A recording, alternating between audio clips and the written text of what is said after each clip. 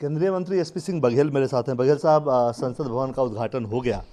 शुरू से विवाद है, जब उसको बनाने की बात हुई उसके बाद शेर लगा तो मुंह ज़्यादा खुला है कम खुला है, अब उद्घाटन पे विवाद। अब आज हो गया, कैसा लगा आप लोगों को? ये वैसे ही है कि एक चित्रकार ने एक चित्र बनाया और कहा इसमें जो है जहाँ गलतियाँ हों वो ढूंढें तो हज़ारों गलतियाँ निकाल। जब कहा गया कि ऐसा बना दो तो एक भी नहीं बना पाया।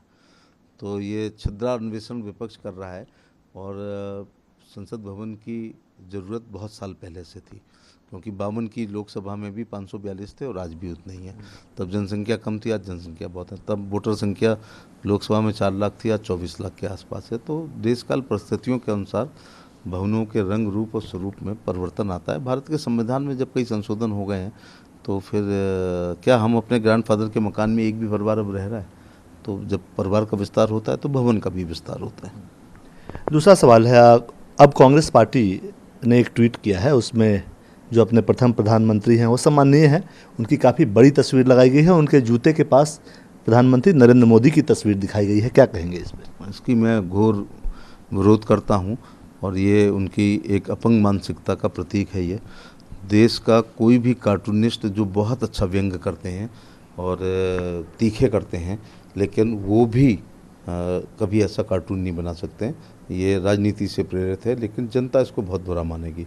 जनता मेरे फादर की पीढ़ी पूछ रही है कि नेहरू जी इतने ही अच्छे थे तो हमारी दादी नानी सड़क पे शौच क्यों करती थी उनके ज़माने में। फिर एक कांग्रेस के प्रधानमंत्री जी ने कहा था कि हम खाना नहीं खिला पाएंगे तो एक दिन का व्रत रखो। आज वहीं पर वो कहते हैं मोदी जी 5 किलो गेहूँ चावल 80 करोड़ लोगों को दे रहे हैं। फिर विधवा विकलांग वृद्धावस्था की पेंशन नहीं होती थी, आज सिक्योर किया। बैंकों का राष्ट्रीयकरण इंदिरा गांधी जी ने किया, लेकिन 45 करोड़ लोगों ने अभी तक बैंक का खाता ही नहीं खोला था, बैंक में ही नहीं गए थे। तो ये तुलनात्मक अगर अध्ययन करना है तो वो आप विकास का करिए। क्या भारत जो सपेरों और उसका देश जाना जाता था, आज हम निकलते हैं तो आईटी वाला देश कहलाता है। आज प्रधानमंत्री जाते हैं तो जब एक राष्ट्र प्रधानमंत्री बॉस कहता है तो कोई अपना सर्वोच्च सम्मान देता है, तो कोई पैर छूने का उपक्रम नहीं किया है बल्कि पैर छुए। ये सब क्या बात है? ये सब बौखलाहट है।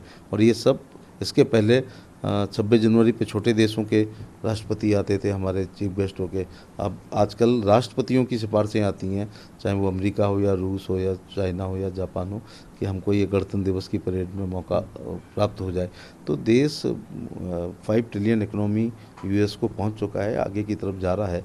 कोविड के प्रबंधन को WHO ने उसकी तारीफ़ करी थी। और आज वैश्विक लीडर के रूप में जो मोदी जी निकल के आए हैं। आज G20 की हम सदारत कर रहे हैं।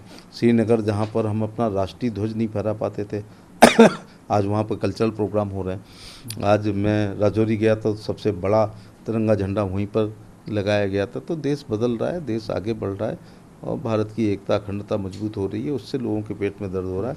इसलिए ये छोटे छोटे सूप अब वो चलनी बोल रही है जिसमें 72 छेद हैं। सपा की तरफ से एक बयान आया कि जो हुआ गलत हुआ। स्वामी प्रसाद मौर्य ने कहा कि राष्ट्रपति से ही उद्घाटन करवाना चाहिए।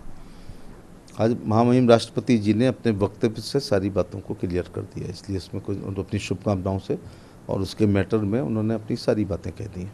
एक आखिरी सवाल, आरजेडी ने जो बिहार की पार्टी है और वहाँ नीतीश कुमार के साथ गठबंधन में वहाँ उनकी सरकार है, संसद भवन के साथ तुलनात्मक एक ताबूत को दिखा दिया, उस पर क्या कहेंगे? मुझे लगता है कि ये 2024 का चुनाव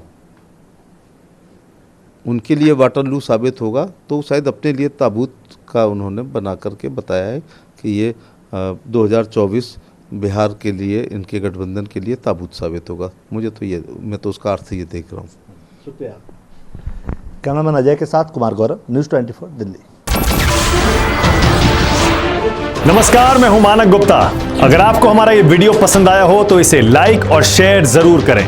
और हाँ, हमें सब्सक्राइब और फॉलो करना ना भूलें, ताकि आप देश और दुनिया की कोई खबर मिस ना करें। तो जुड़े रहिए हमारे साथ और देखते रहिए न्यूज़ 24।